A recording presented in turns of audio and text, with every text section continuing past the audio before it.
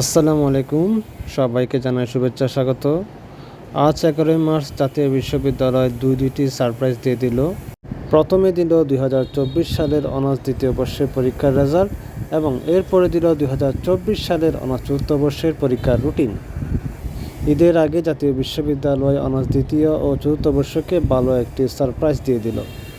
যাই হোক, অনার্স চতুর্থ বর্ষের লিখিত পরীক্ষা শুরু হচ্ছে 30 এপ্রিল হতে এবং শেষ হবে 15 জুন। প্রতিদিন পরীক্ষা শুরু হবে দুপুর 1:30 হতে। আপনাদের সুবিধার জন্য ডিপার্টমেন্ট ওয়াইজ রুটিন দেওয়া হবে। অনেকের প্রশ্ন, রুটিন তো প্রকাশ হয়ে গিয়েছে, ফর্ম পূরণের সময় কি আরও বাড়ানো হবে? অবশ্যই বাড়ানো হবে।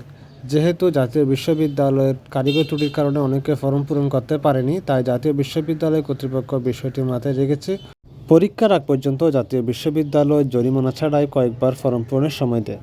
তাই যারা ইতিমধ্যে আবেদন করতে পারেননি, আপনাদের কোনো দুশ্চিন্তার কারণ নেই। যেহেতু অনার্স চতুর্থ বর্ষে কোনো ধরনের নন মেজর সাবজেক্ট নেই, তাই প্রত্যেক ডিপার্টমেন্টের পরীক্ষা একই দিনে একই তারিখে অনুষ্ঠিত হবে। প্রত্যেক ডিপার্টমেন্টের লিখিত পরীক্ষা শুরু হবে 30 এপ্রিল, শেষ হবে 10 জুন।